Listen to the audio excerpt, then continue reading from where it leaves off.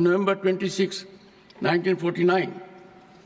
This milestone invites us not to just celebrate, but to deeply reflect on our journey and chart our path forward. This Constitution has been the bedrock of the world's largest democracy, testament to the profound wisdom of its architects and the resilience of our democratic spirit. Let our deliberations in this House over the next 2 days reflect the gravity of this occasion. May our discussions strengthen the bond between our parliamentary institutions that seek to serve 1.4 billion people, fructifying their expectations and aspirations. As we look ahead to 2047, when India marks centenary of its independence, let our debates illuminate the path forward towards our vision of Viksit Bharat. Now, Srimati Nirmala Sitaraman to raise the discussion on the glorious journey of 75 years of the Constitution of India.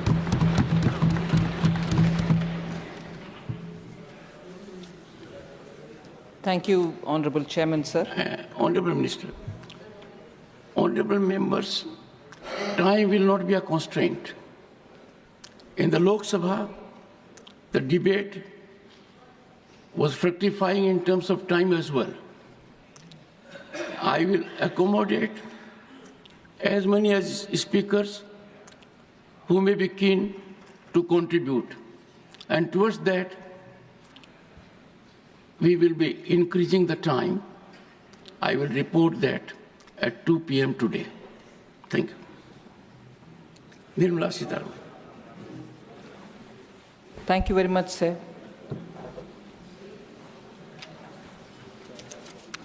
So let me first start by thanking the Honourable Prime Minister, the Leader of the House, Shri Jagat Prakash Nadda, my party, and you, the Honourable Chairman, for giving me this opportunity to speak in this discussion marking the historic occasion of 75 years of our Constitution.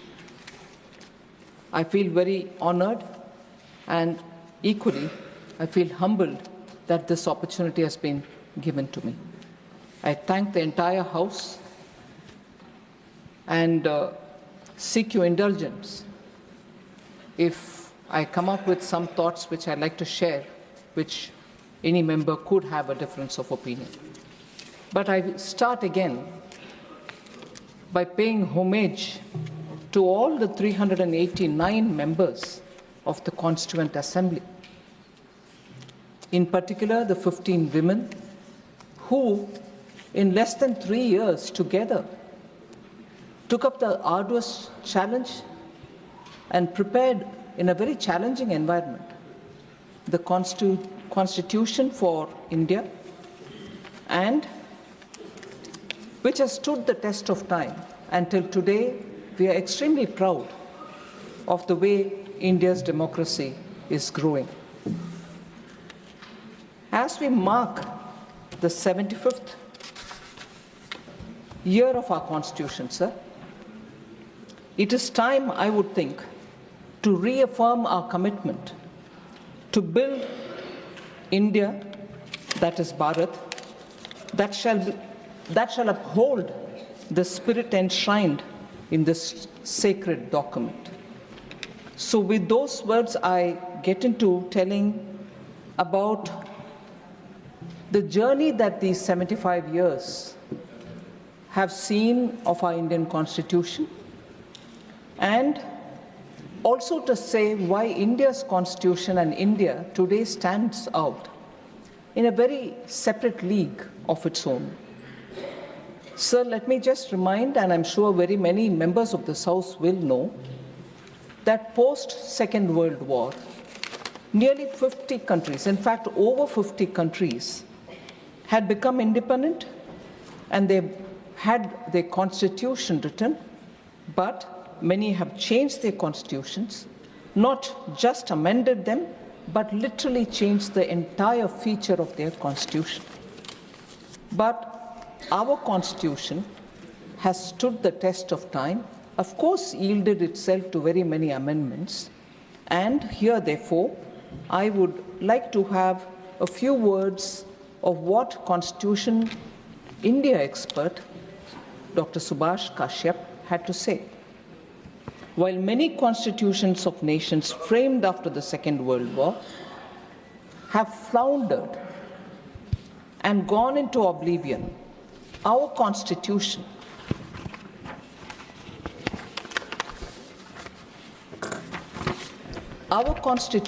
successfully faced many crises and survived. This itself is evidence of its resilience,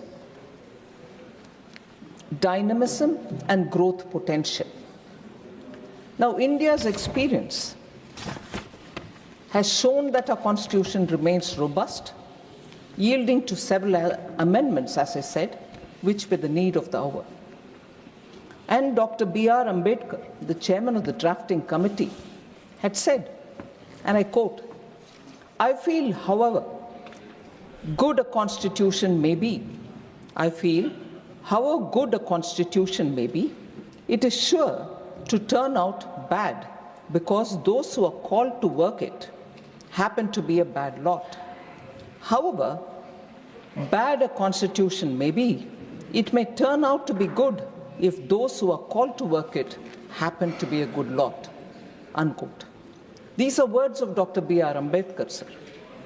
And in this background, therefore, with those words right afresh in our mind, I'd like to discuss about how in the last 7 decades, the living document that our Constitution is has faced very many amendments. And while looking at those amendments, I'd like to have a touchstone of 4 different elements. One, has the social intent behind any amendment been genuine? And therefore the outcome has been genuine? That's one test I would like to place any amendment on the testing board.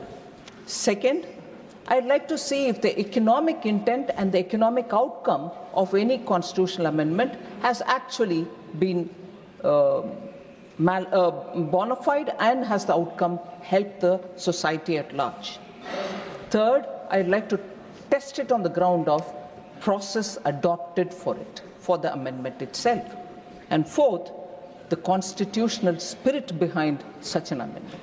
Now, if an amendment can go through these kind of tests, we'll be able to see why India's constitution, going by the words of Dr. Ambedkar, if you had good people who are called to work on it, give good outcomes. If you have, I'm using Ambedkar's words, bad people who are brought to work on it happen to give such outcomes which are discussed.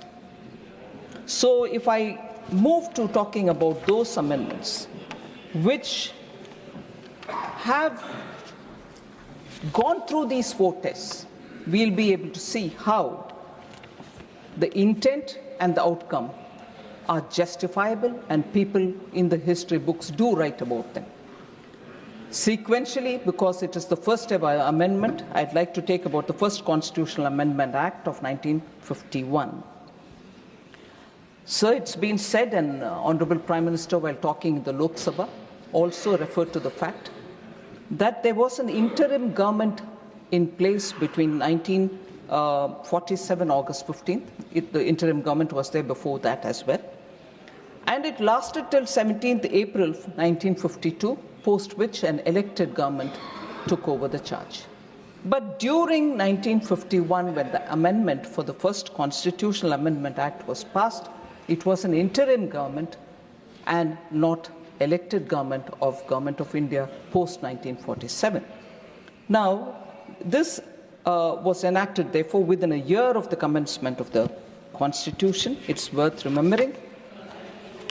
In fact, on the issues related to the amendment, or which triggered the amendment itself, which is the freedom of speech and expression, the amendment added 3 more heads to Article 19(2), saying public order could be a cause to restrict freedom of speech, friendly relations with foreign states could be a cause to restrict freedom of speech, or incitement to an offence could also be a cause. These were the amendments brought in the first constitutional amendment.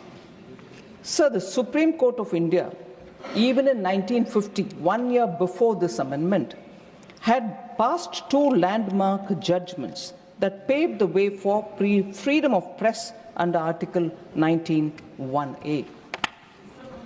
The Supreme Court had ruled in favor of the communist magazine Crossroads, and the RSS's organizational magazine Organizer. The Supreme Court had ruled in favor of them in 1950. Many high courts also upheld the freedom of expression of our citizens and ruled in their favor.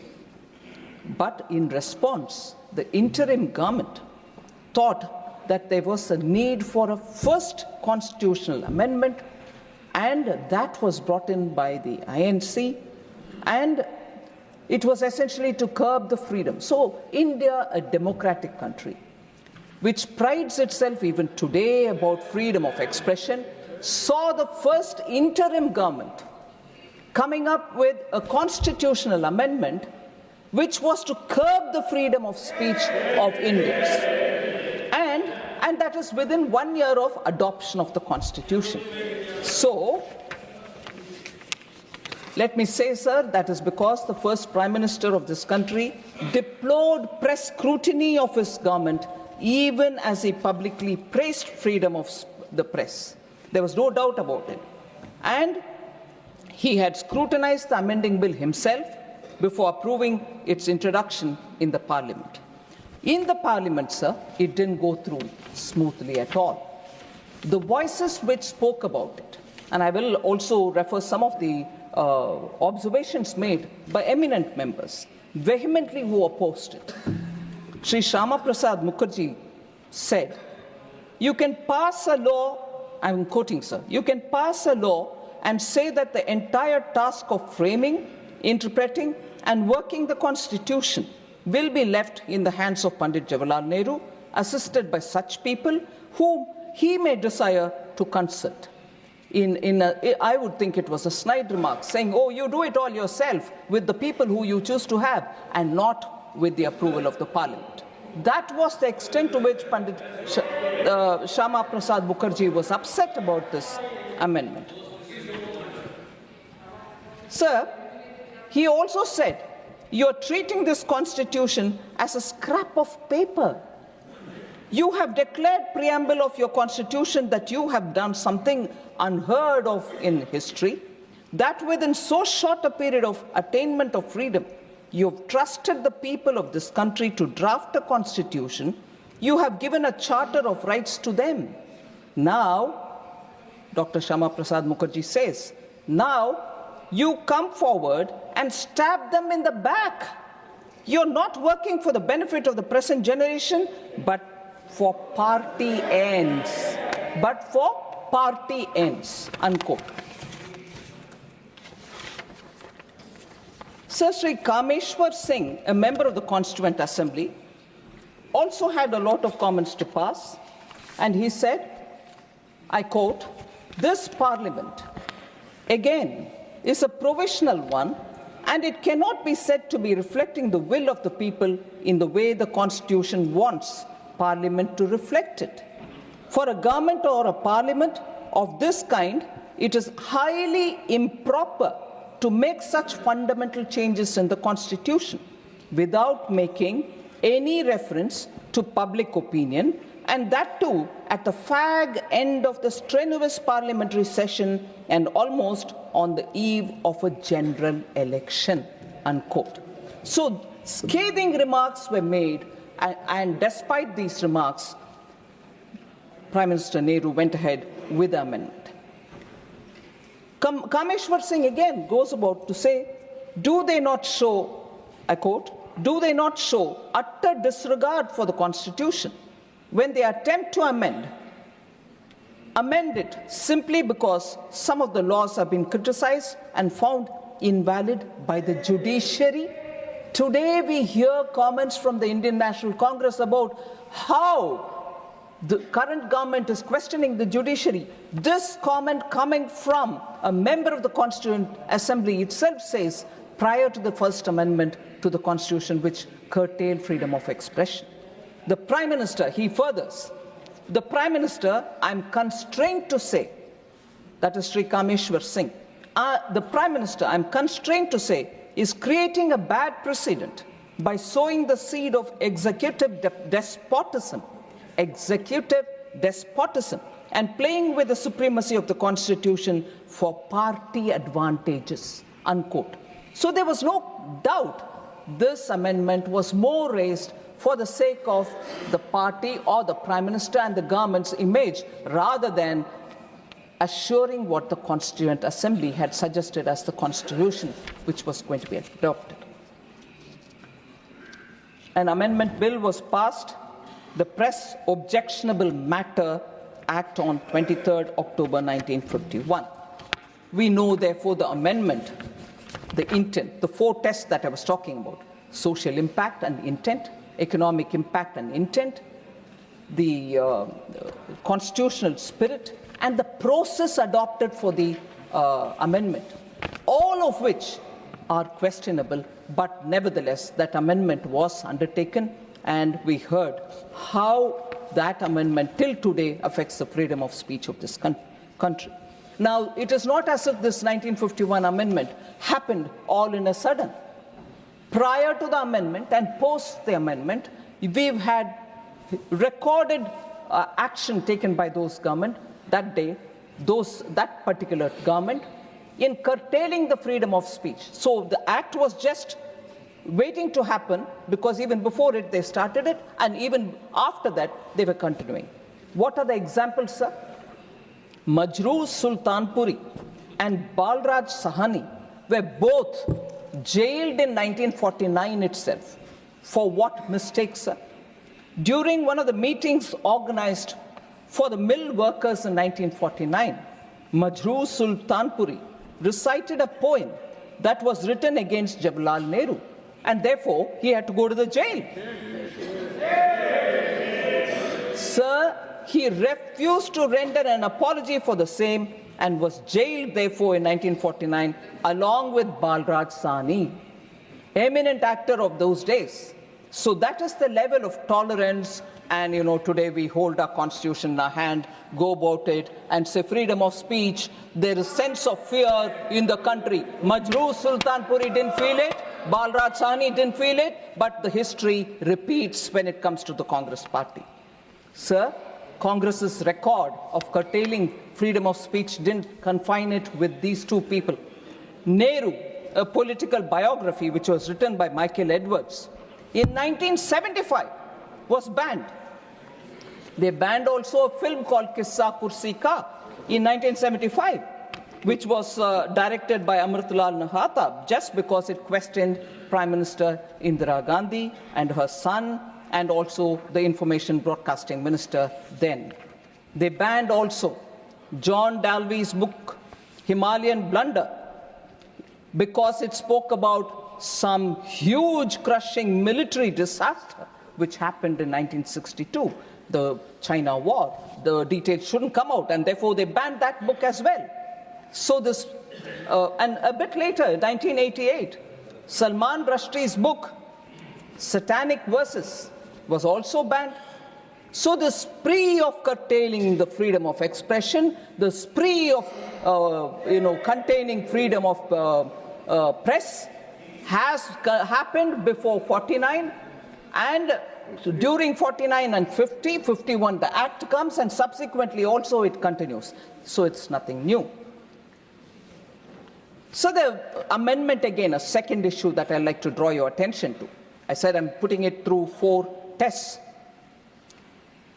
A 9th schedule was brought into through the first Constitutional Amendment Act.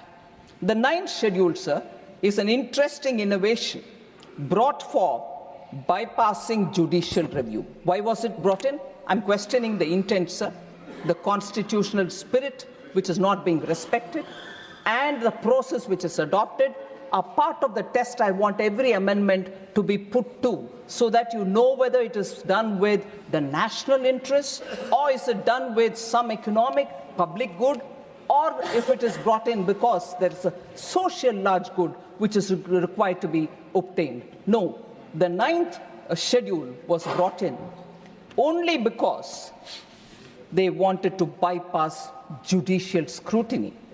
Any act incorporated in the 9th schedule became fully protected against any challenge in any court of law under any fundamental right.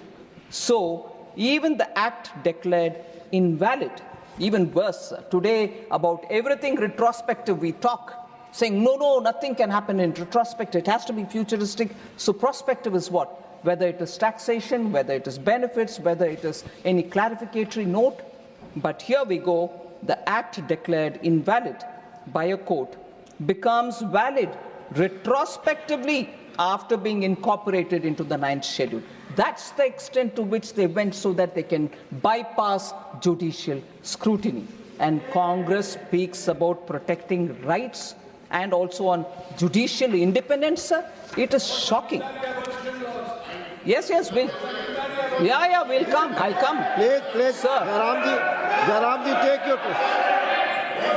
The third point, sir. Please. अच्छी debate चल रही है, सुनिए, आपका जब समय आएगा बोलिएगा, please. SC, ST, OBC, come on, people who sat over Kelkar. Sir, the next instance which I would like to put through is amendment being enacted to, again, the judiciary was held in contempt. They had to be committed judiciary, or else they were not respected at all. Another example, sir. Constitutional amendment was brought in to nullify a judgment that arose in the case of Mrs. Indira Gandhi versus Raj Narayan, wherein the order of the Allahabad High Court setting aside the election of Indira Gandhi was challenged. So, during the pendency of this case in the Supreme Court, the Congress party enacted the 39th Constitutional Amendment Act in 1975. Again, earlier there is a Supreme Court and many other high courts have given clearance, but even then we'll curb freedom of speech, 1951, the First Amendment. Here, a case is pending. Mrs. Indira Gandhi's case is being heard in the court, Allahabad High Court. But no, we are in a hurry. What if the court comes against me? So I come up with an amendment, 39th Constitutional Amendment Act, 1975. Again, valid retrospectively, which added Article 392A to the Constitution. What did it say? It said elections to the President, Vice President, Prime Minister and Lok Sabha Speaker cannot be challenged in any court in the country, and it can be done only before a parliamentary committee. Imagine the extent to which, for a person to save her chair, इसीलिए किस्सा कुर्सी का was banned. कुर्सी बचाने के लिए court का verdict आने से पहले ही हम जाकर के अमेंडमेंट करेंगे पार्लियामेंट में. यही है इनके इतने दूर तक जाने वाले विषय, कानून को दुरुपयोग करना, कॉन्स्टिट्यूशनल अमेंडमेंट करवाना देश के हित में नहीं है, प्रोसेस सही नहीं होता, इससे आर्थिक सुधार कुछ होने वाले नहीं है या सामाजिक सुधार भी कुछ होने वाले नहीं है. व्यक्तिगत और परिवारवाद के लिए ही अमेंडमेंट हुआ है.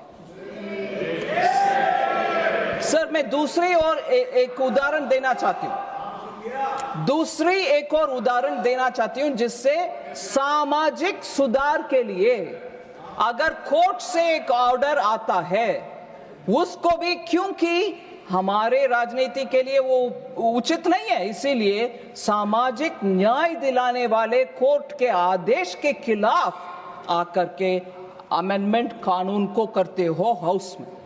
इससे बढ़िया उदाहरण नहीं मिलेगा सर शाहबानू बेगम केस में, जहां सुप्रीम कोर्ट ने उस महिला को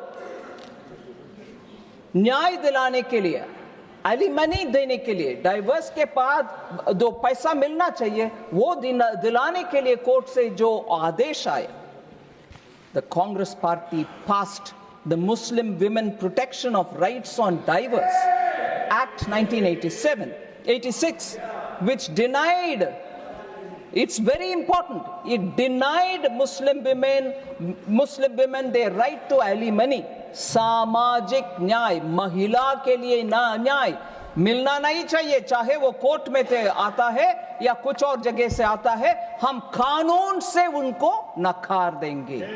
महिला सम्मान नारी शक्ति बंधन अधिनियम ले आने वाले हमारे पार्टी इधर है। इस सदन में पहला कानून जो पास हुआ वो reservation for women, sir, whereas the small benefit a widowed woman would have, a divorced Muslim woman would have got, was also defeated by this act. The constitutional amendment which the Congress party brought in 1986. So my test again, sir, neither Samajik Nyay, nor Arthik Nyay, nor the process, nor the constitutional spirit, nothing of this was respected. And each time the Congress brazenly, only to help the family, the dynasty, kept amending the constitution, and this is how far they went, even if it affects any particular women who desperately needed the benefit. Sir, I'll come again to one more, the emergency, where that one important touchstone, the process, was completely violated. On 18th December 1976, the then president gave his assent to the Constitution 42nd Amendment Act. During the emergency, when the term of the Lok Sabha was extended without proper justification, they invoked the law to say Parliament has to be in session for 5 years, but we needed to have one extra year, so the act was extended. The Lok Sabha term was extended. And in that extended term, when the entire opposition was put to jail, there was nobody there, and entire opposition was in the jail, then comes constitutional amendment, sir. The process, the touchstone that we need to have, is the process valid? That was a total invalidated process, and therefore I would think this is a blatant abuse which the country majorly agreed on. Sir, only 5 members opposed the bill in the Lok Sabha. There was none in the opposition in the Rajya Sabha to oppose it. Imagine, constitutional amendment being passed, entire opposition in the jail. In the Lok Sabha, only 5 people are there to oppose it, even some coming from their own party. And in the Rajya Sabha, no opposition. But constitutional amendment, changing the preamble itself, happens. The alteration of the preamble to include socialist and secular highlights the disrespect and disregard the Congress has for constitutional processes, principles, and institutions. Sir, the amendments were not about strengthening democracy, sir, but protecting those in power. Again, the process is used for strengthening the family. Sir, Baba Saheb Ambedkar had argued, and I quote, talking about whether the word secularism, talking about whether the word socialism should be included in the Constitution. Baba Saheb Ambedkar argued, I quote, I do not see, therefore, why the Constitution should tie down the people to live in a particular form and not leave it to the people themselves to decide it for themselves, unquote. And therefore, in the original Constitution, the word socialism was not there, as much as the word secularism. So 21 MPs, all opposition, belonging to all opposition parties, were held in jail. Manya Advani ji, Manya Atal ji were all in jail under Preventive Detention Law, Maintenance of Internal Security Act 1971, the infamous MISA, And I know of political leaders who have chosen to have their children named after Misa to remember those black days. And now they wouldn't even mind having alliance with them. Sir, all these together turned the Constitution into a qualitatively different text from what it was originally as adopted in November 26. So I'd just like to come here for one observation. Opposition member, respected Jairam Rameshji, refers to the work of Granville Austin with a left-handed compliment saying, we read it, but does anyone in the ruling party read it, sir? And he says, masterly book. Yes, masterly book. He tells the full story of the amendment carried out till 1980. So I'm starting from 51, and I'm also going on that journey, talking about amendments, their purpose, their intent, their process. Now, since Jairam Ramesh has mentioned it, and there is some Granville Austin's line that I like to quote back to him. Sir, emergency, 42nd Amendment Act, the landmark Keshwananda Bharati case of 1973, the basic structure, doctrine, whole lot of things. In the words of that masterly Granville Austin, I quote, sir, the important constitutional development of the emergency, other than its very imposition, was the enactment of the 42nd Amendment. Austin says this. And he further says, coming in November 1976, the amendment demonstrates the progression of the Prime Minister, referring to Mrs. Indira Gandhi. I really quote again.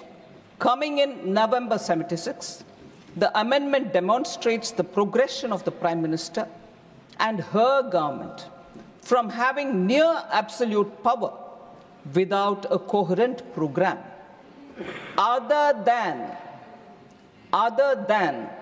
the protection of her prime ministry to power expressed through fundamental constitutional change. So, unquote. Exactly the point that I'm putting forth about emergency, the way in which 42nd Amendment passed through, how opposition leaders were all in the jail, not one person to oppose in the Rajya Sabha, in the Lok Sabha, just 5 of them speaking against it. When Granville Austin has said this, poor Jairam Ramesh did not mind quoting something else from Austin, but ignored this. Sir. Point proves. So the selective. Please आप बैठ जाएं. माननीय शक्ति सिंह जी आप जगह लें please.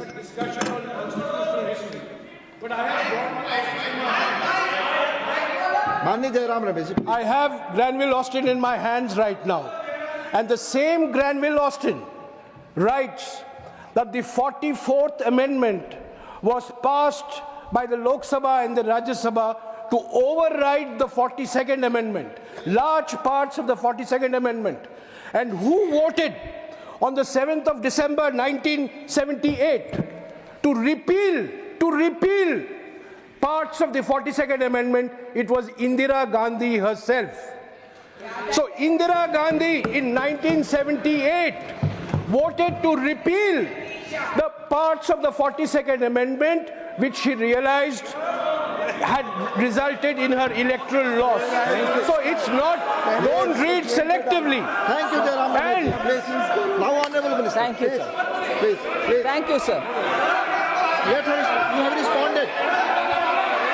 You have responded. Please. 1970. Please. Honorable Jairam Ramesh, please be brief. Sir, मैं आदरणीय रमेश जी का ज्ञानवर्धन करना चाहता हूं कि 1978 में Morarji Desai was the prime minister. Janata party की सरकार थी और जनता पार्टी की सरकार ने 42nd अमेंडमेंट को 44th अमेंडमेंट से हटाने का काम किया और आपको जनता ने हरा दिया था। Shrimati Indira Gandhi was no more the prime minister, and when she was the prime minister, तब उन्होंने हर तरीके से प्रजातंत्र को रोकने का, गला घोटने का काम श्रीमती गांधी ने किया था। जयराम जी प्लीज, मुझे सुना नहीं, मुझे ठीक तरीके से उन्होंने सुना नहीं। मैंने कहा था 44th अमेंडमेंट आया 1978 में, मोरारजी भाई प्रधानमंत्री थे और 6 दिसंबर 1978 में लोकसभा में इंदिरा गांधी जी ने वोट किया 44th अमेंडमेंट के लिए। यही तो मैंने कहा था। ऑनरेबल मिनिस्टर प्लीज, माननीय मंत्री जी, सिर्फ माननीय मंत्री जी की बात रिकॉर्ड पे जाएगी, please. Thank you very much, sir, and I fully accept Jairam Ramesh's observation. Obviously, Leader of the House was right in saying Morarji Desai was the Prime Minister, and during the voting, Srimati Indira Gandhi had said that, and she supported the changes in the changes to the 42nd Amendment. Very well. But the idea that I have right from the beginning said, yes, Der Aya Durust Aya is what the Hindi language gives me, but the fact remains, and I'm glad that she changed her mind. It was such an improper thing to do during an extended tenure of the parliament, and an improper thing, even worse, to do, putting the opposition and then seeking a constitutional amendment. So at least in 78, after a massive defeat, which of course later she overturned and won the election and came, that's a process, that's an electoral process. That is the electoral process, and electoral process does teach lessons. Does teach lessons, and Srimati Indira Gandhi learned that lesson. I want to say this to the Congress party today. Srimati Indira Gandhi learned the lesson, and I'm happy Jairam Ramesh says that she stood up to support the amendment Morarji Desai and his government was bringing. But today's Congress, sir, I'll come to that. Sir, today's Congress is the matter that we need to talk about. But before that, sir, the eminent person who became speaker later on, Sri Mavlankarji, also said some things. These are words which we need to have a recall, because it's important for all of us sitting in this august house to know what the opinions were, and then take the next 75, next 200, next 500 years forward of this constitution. Mavlankar says, sir, and I quote, "This particular bill brings an almost qualitative change in our constitution structure. The tragedy of the situation is that by this amendment bill, the citizens, the courts of law, the states, the president, and indeed even this House of Parliament are all sought to be denigrated, and only the union executive is sought to be made to thrive, grab, and aggrandize." Unquote. So if that one amendment has brought in such thinking individual to say such harsh words, it needs retrospection.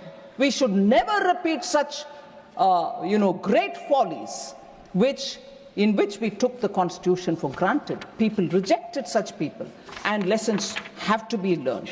So, sir, I'd like to again say, when I soon would want to speak about what's the attitude of Congress today, I'd like to come to one line of an eminent person which was said during the 42nd Amendment debate. He was no less than later on Chief Minister, or prior to that also, and a minister. But as a Congress MP, Sri C.M. Stephen, an eminent congressman.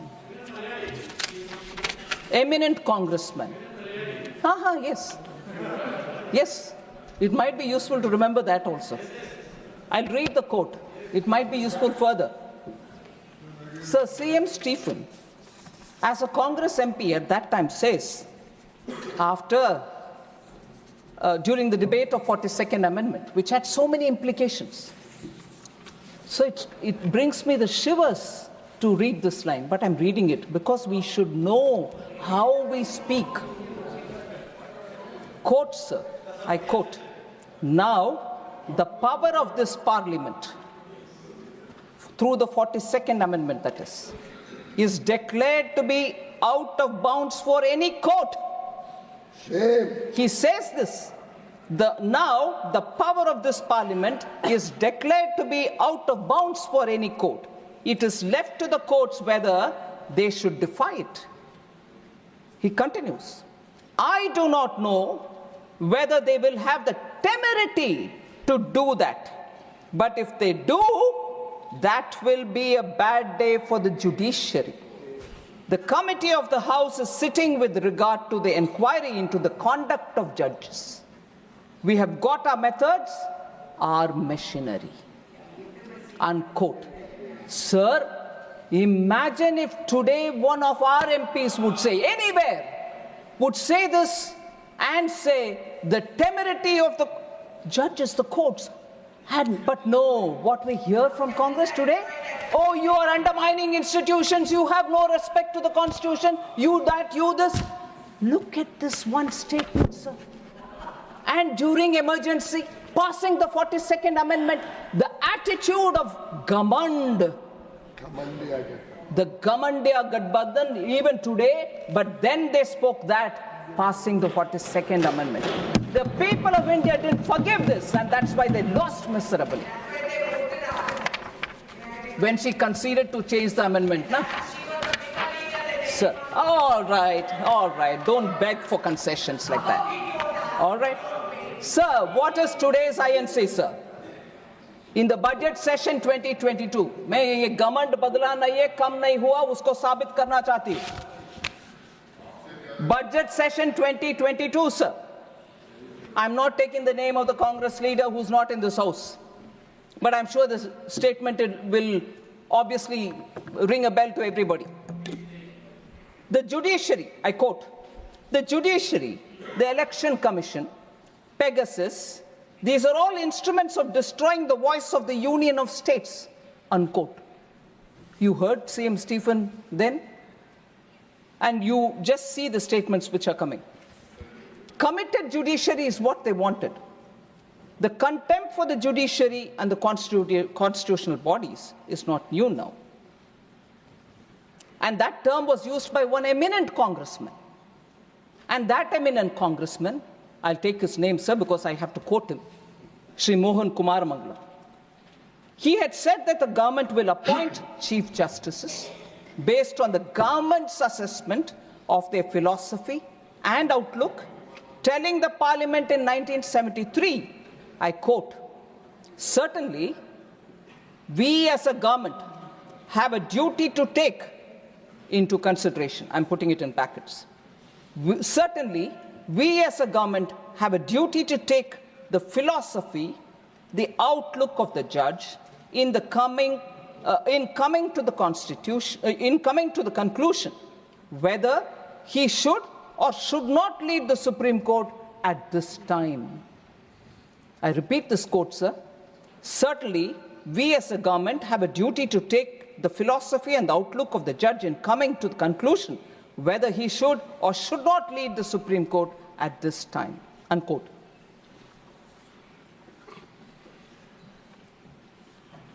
After the judgment on Keshwanand Bharati case, sir, you're an eminent senior who became a senior advocate at a very young age, and I stand before you talking small things about judiciary. Pardon me if I have any, oversight which has not worked well. A day after the historic judgment in April 25, 1973, in the Keshwanand Bharati case, in which the majority declared that the parliament cannot alter or abridge the basic structure of the constitution, Srimati Indira Gandhi was furious with the judgment because it constricted the party's plan to bring in major amendments. So the three judges, this is what I want to highlight, committed judiciary. If they are not there, we'll do what we want. So the three judges were accorded swift punishment via suppression on April 26, and Justice A.N. Ray, who did not subscribe to the majority decision, was elevated. After Ray retired in 77, again, Srimati Indira Gandhi government gave supersession, superseded the senior most candidate, Justice Hansraj Khanna, to appoint Justice Mirza Hamidullah Beg as the Chief Justice. So it is really sad that the test that I'm putting each one of these amendments, whether they was in line with the constitutional spirit, whether it was the process was followed, whether the large economic good was considered or social good was considered as an objective, none of them meet that. The OBC Commission is something which I want to in contrast mention. How our intent, Prime Minister Modi was clear. The OBC Commission will have to be set up, and constitutional amendments have to empower communities and not put them at a disadvantage.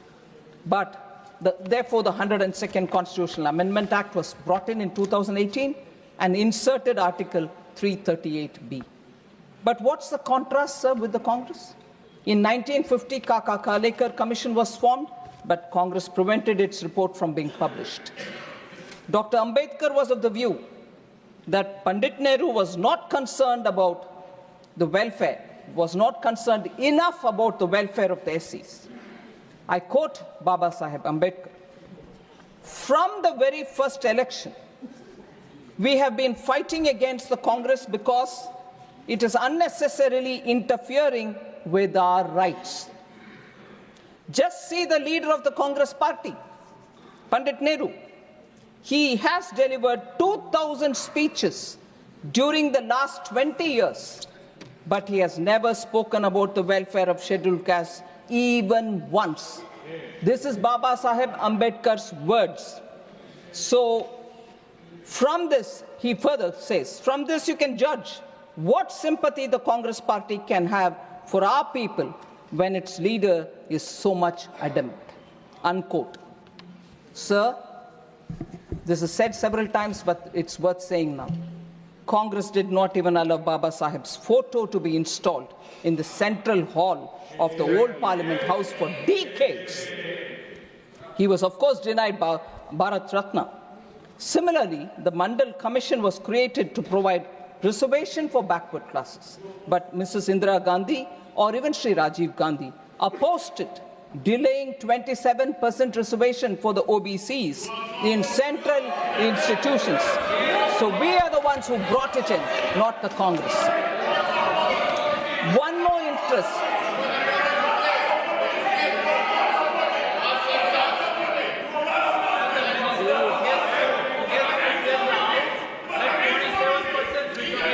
One more instance of how the GST, which was again a constitutional amendment which has to be brought in.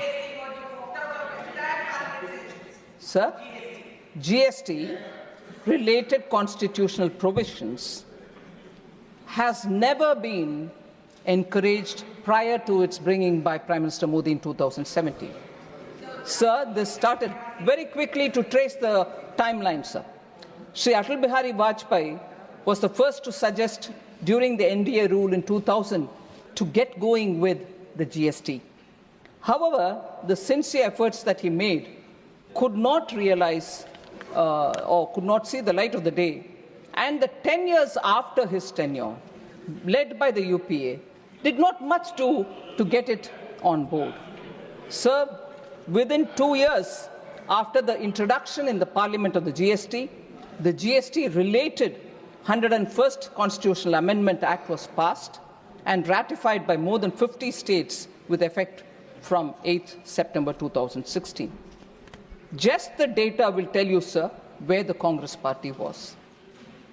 Despite being a coalition comprising of 26 parties, the UPA could not manage to get this GST. Even Congress-ruled states were opposed for the GST to be brought in. 2012. I'll say that as well. I'll say that as well. That will also be said. 3 BJP ruled states. 3 BJP ruled states also opposed. I don't hide facts. 3 BJP ruled states also opposed, including Gujarat. I'm saying that. Sir,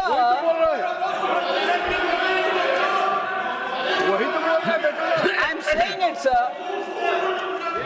I'm saying it myself that Gujarat opposed it. I'm saying it myself. अरे नंबूत्री बात government को save नहीं कर पाया कांग्रेस से, आप क्या खड़े हो रहे हो? कम्युनिस्ट है, बैठ जाओ.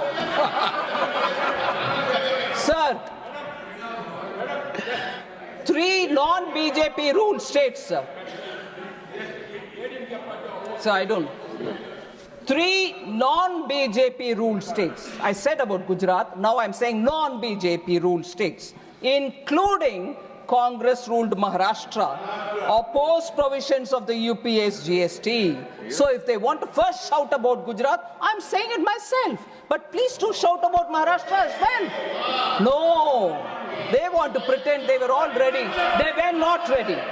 Sir, Congress-led ruling UDF government, all right, in Kerala voiced severe concerns. Okay, sir, left front opposes, UDF opposes, Congress is part of the UDF, but no, they will never say that. One Gujarat is what they want to say. And I'll tell you why Gujarat had to oppose also.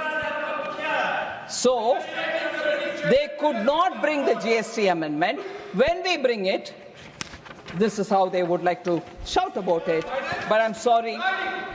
I'm not lying, sir. I'm sorry.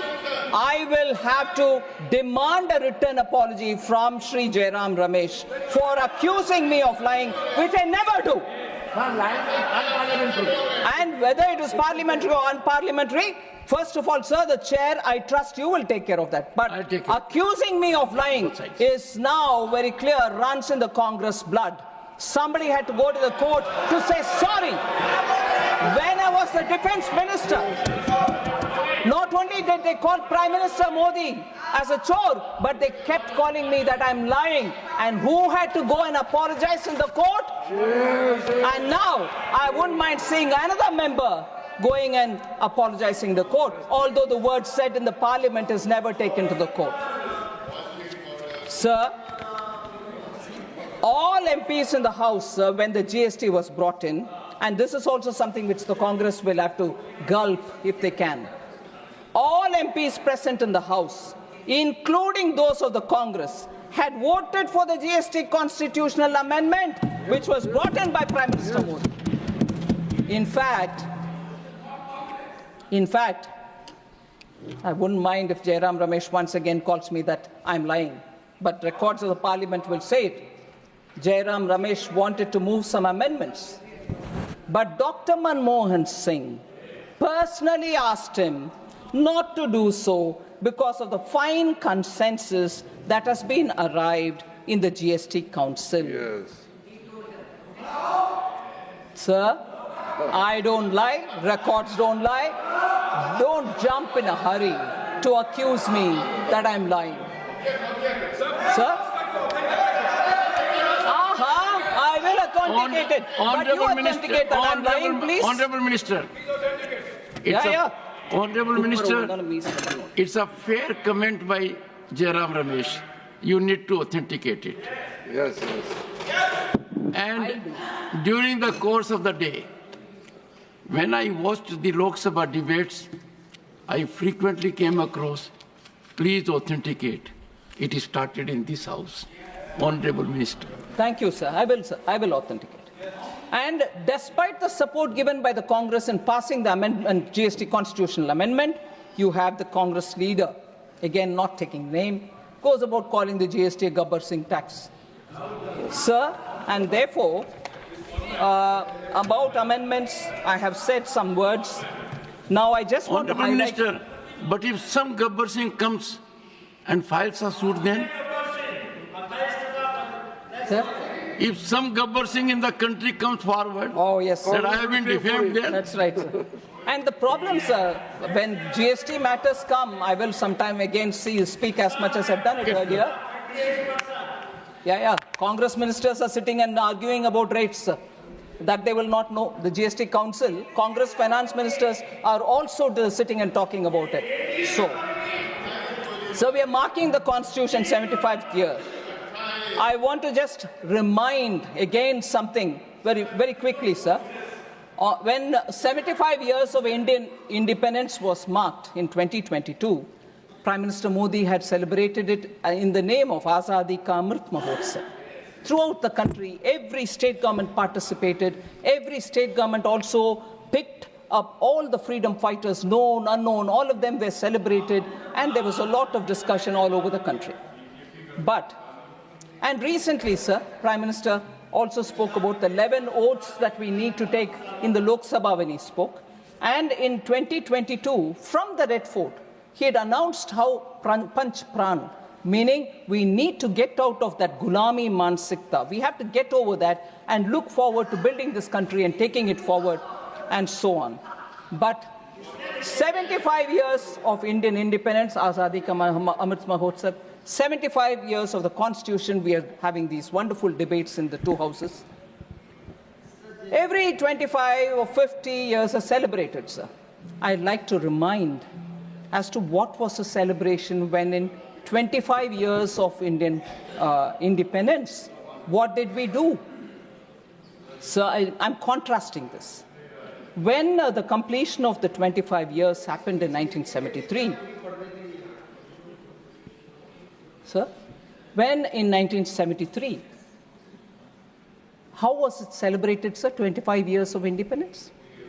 There was a time capsule. A time capsule was interned, a Kal Patra was interned in the Red Fort. And at that time, the people were told, this time capsule will be seen only after 5,000 years. And in that time capsule, the journey of India, free India, was all being written, and actually, it was kept as a top secret. Nobody knew anything as to what was inside the time capsule. A professor of history was employed to write this India since 1947, marking the 25th anniversary. But it was kept a secret. Sir, questions were asked in the parliament. What exactly is in the time capsule marking 25 years of India's independence? What actually went into that interned? It was a steel and copper made vacuum-filled case into which the document was interned, and then it was put into the Red Fort. That one, sir, was kept a secret. When asked in the parliament, the then education minister apparently said,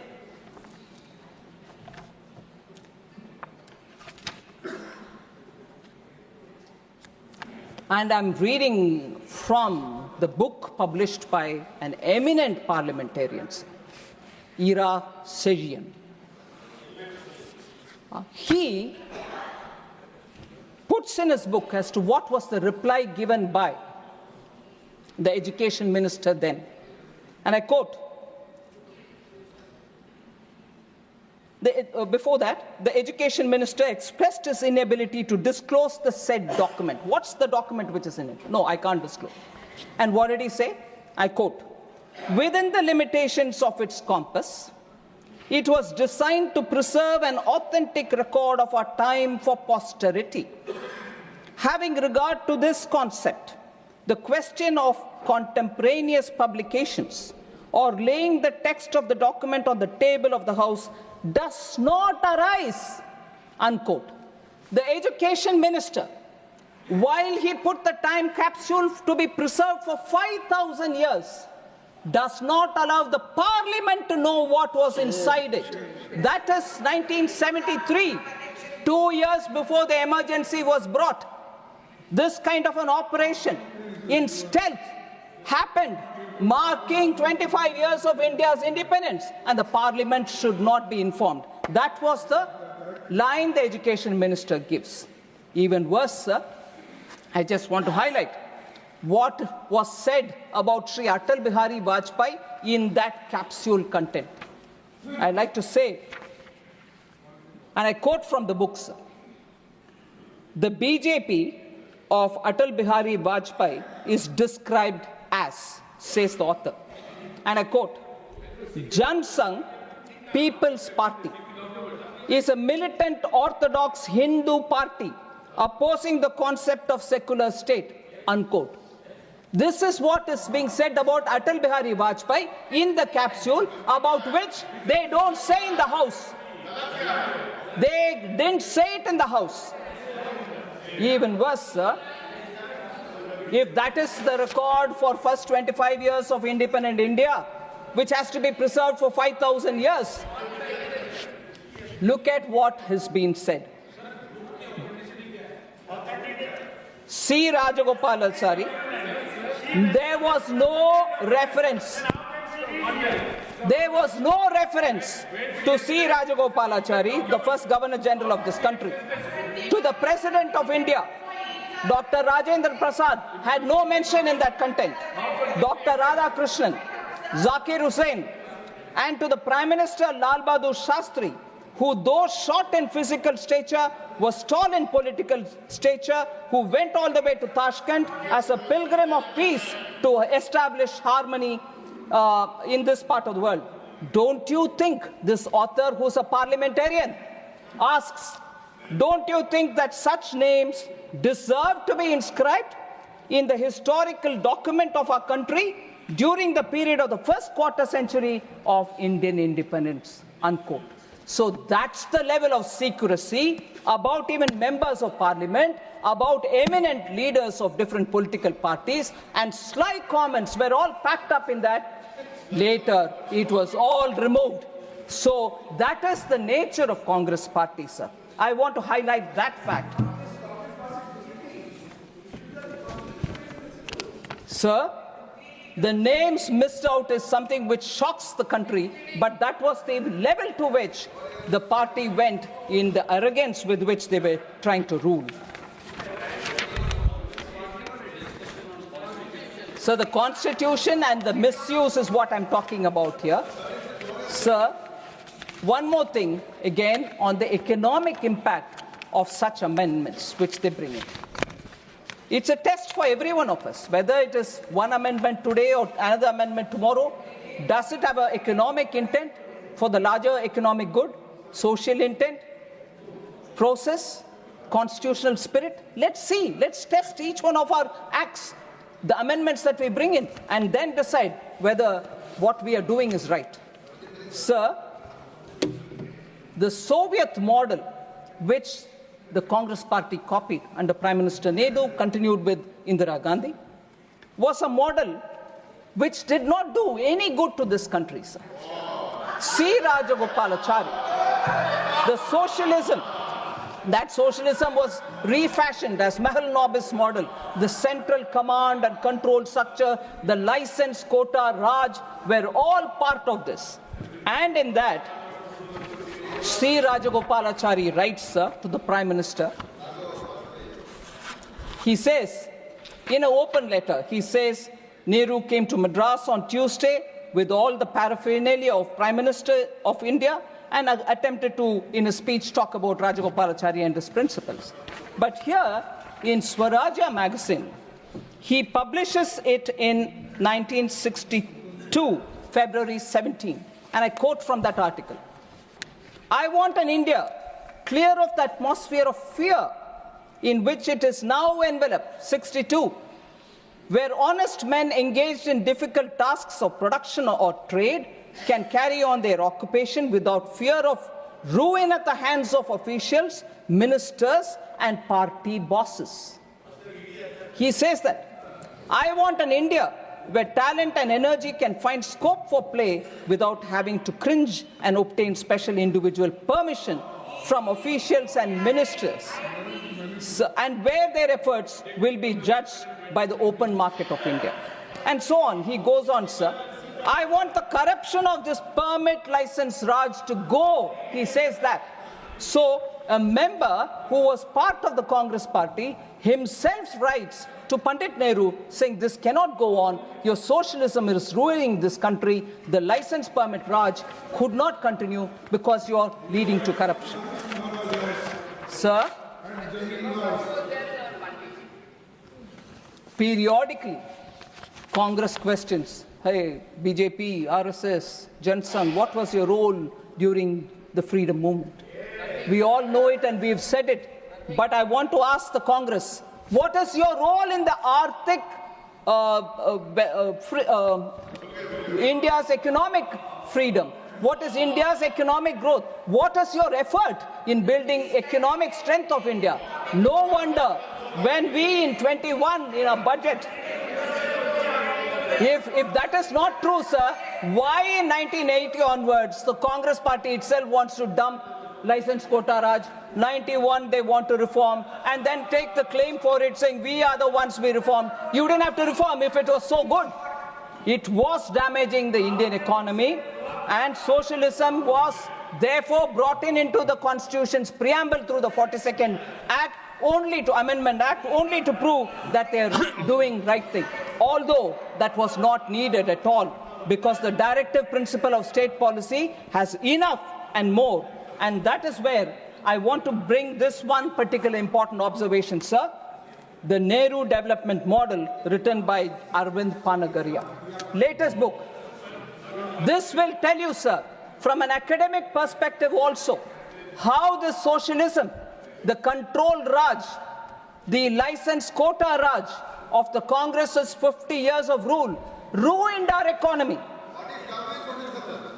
Though the country did come to terms with its mistake and changed course in 1991, by then it had lost 4 precious decades. Moreover, the history built over these decades continued to haunt its development efforts even after the change of course. For one thing, the base income remained low. Given that the opportunity to grow rapidly had been missed in early decades. Therefore, even an acceleration in growth to 7 to 8% range on a sustained basis could not deliver genuine prosperity for another few decades. Moreover, 4 decades of patronage of socialist ideas and policies came to hardwire Indian politicians, bureaucrats, intellectuals, and even business people in ways that made a swift march to a market economy politically challenging. That's the reality of the policy of the Congress party, which they themselves came, we've reformed the country.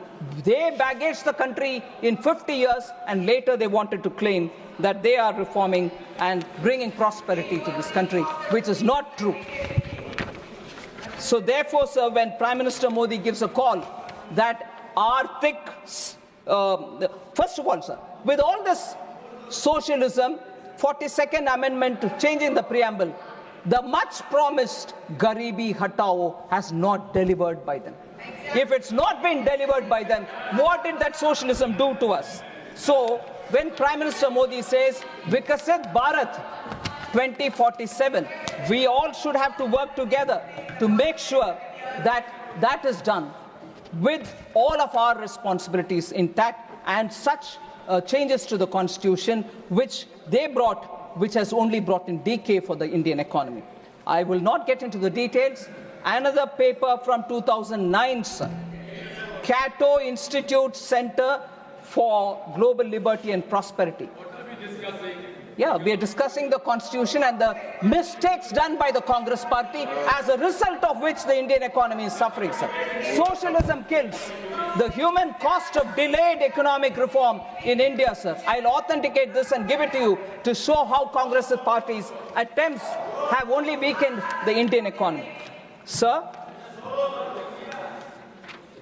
we changed that by clearly saying that the budget will now very clearly focus on the Indian economy, and as a result of which we will see a lot of economic growth. I'm not getting into the detail of the budget speech 2021, sir, paragraph 86.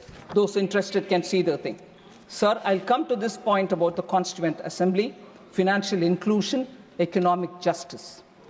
That is why I argued first, saying this declaration in the preamble, bringing socialism, was not warranted at all. There's enough and more said in the directive principle of states policy.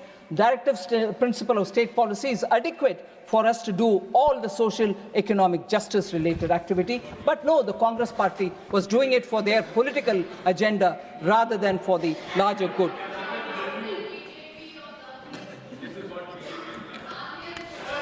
Sir, I like to say, sir,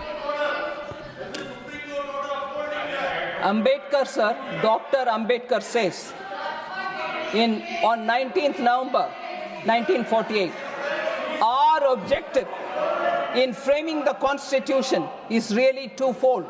Ambedkar says, sir, to lay down the form of political democracy, to lay down that our ideal is economic democracy, and also to prescribe that every government, whatever is in power, shall strive to bring about economic democracy.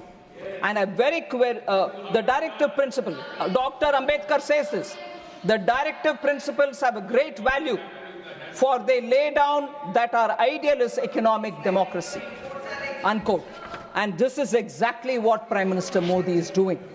54 crore citizens who once had no means are now being given extraordinary connection to banking. The Jan Dhan Yojana, principles guiding our democracy, equity, justice and opportunity. 50 crore mudra loans, 50 crore mudra loan accounts have created the pathway for micro entrepreneurs, street vendors and so on. Sir, Article 38 of the directive principle says, the state shall strive to promote the welfare of the people by securing and protecting social order, by ensuring socio-economic political justice, and by minimizing inequalities in income, status, facilities, and opportunities. Article 39 also says very similar about adequate means of livelihood and ownership control. Article 46 about scheduled caste and scheduled tribes. So I just want to highlight how, because of the specific actions taken by our government, you find 1969, I go back, sir, for a minute. Mrs. Indira Gandhi on the bank nationalization said, the political situation in our country demands, quote, that banking facilities should be extended in an increasing measure to backward areas, to agriculture, to small-scale industry, and so on. And perhaps banking operations should be informed by a larger social purpose, unquote. But in spite of introducing socialism into the preamble, they did not achieve any of what Mrs. Indira Gandhi justified for bringing nationalization of the banks. They paid only lip service, sir. By 2011, census data reveals that less than 60% of Indian households had access to banking service. Bank accounts, sir, zero balance accounts were only 10.3 crores. By contrast, sir, 54 crore Jan Dhan accounts have been opened since 2014. 56% of the accounts belong to women. Similarly, pensions, insurance, and so on, sir. PM Mudra, 50 crore sanctioned accounts, 68% are women. Stand Up India, 1 crore SC/ST women borrowers, 30,000 crore has been distributed, 2.5 lakh people, of whom 76% of women are benefiting. PM Swanidhi, sir, 50,000 rupees loan is given to 67 lakh street vendors, of whom 45% are women, 42% are OBCs, and so on. Sir, we repeatedly in Lok Sabha and here spoke about how former Prime Minister said, if I send 1 rupee down, only 15 paisa reaches. By bringing in technology and using DBT, Prime Minister Modi made sure that accounts will receive, the beneficiaries will receive their money directly into their account. 1 rupee means 1 rupee will reach them, and this has helped save 3.48 lakh crores of taxpayers' money. These are very important to say that directive principle of state policy, which has even more things for all of us to do, can bring in poverty alleviation, but not the Nara Garibi Hatao, which delivered nothing on poverty. So lastly, I'll pay my respects to the women who were part of the constitution makers. As I said, 15 out of 385 members were women. I would think you will indulge me when I read the names of these 50 women. Ammu Swaminathan, Annie Mascarenes, Dakshayani Velayudan, Begum Aizaz Razul, Durgabai Deshmukh, Hansa Jivraj Mehta, Kamla Chaudhary, Leela Roy, Malti Chaudhary, Purnima Banerjee, Rajkumari Amrit Kaur, Renuka Ray, Sarojini Naidu, Sucheta Kriplani, and Vijayalakshmi Pandit were the prominent women who were part of the Constituent Assembly. So the contribution of these women in the constitution making is immense. I know after that, Pandit Vijayalakshmi Pandit scaled heights in diplomacy. Rajkumari Amit Kaur became the first woman to be a Union Cabinet Minister. Durgabai Deshmukh was the founding member of the Planning Commission. Annie Mascarenes and Renuka Ray served as ministers in their respective state governments. Sarojini Naidu and Sucheta Kriplani went on to become first female governor and chief minister respectively. So I also appreciate the immense role played by the All India Women's Congress, who have done extremely good work, Women's Conference, All India Women's Conference. And these women were all celebrated during Azadi Ka Amrit Mahotsav, which we celebrated from 2022. The last observation I'd like to make, sir, it is very interesting that in this House, the first act that we passed is the reservation for women, which was the new act passed in the new parliament. I'd like to reiterate that Bharatiya Janata Party, my party, has always been committed for women and women's participation in politics. Even as early as 1994, in Vadodara National Convention, the BJP very clearly passed that seats must be reserved for women in both parliament and state assemblies. In 1994, sir. Then in 1998, BJP reiterated its commitment for women reservation by introducing it in the Lok Sabha. July 2003, BJP in its national executive in Raipur also passed a resolution to give reservation. 2007, BJP National Executive approved 33% reservation for women. 2008 again, BJP amended its constitution so that its own office bearers will have 33% reservation for women, and I'm glad to say that I'm one of the beneficiaries of that reservation. And BJP has consistently supported women's reservation. In Rajya Sabha 2010, sir, I remember late Shri Arun Jaitley supported passionately to pass that. And in Rajya Sabha it was passed. But curiously, why that didn't go to the Lok Sabha, no one knows. And in the Lok Sabha, I think it was for reasons better known, but what was said in the public was some of the alliance partners were not favoring, and therefore the Indian National Congress did not have the courage to take it into the Lok Sabha at that time.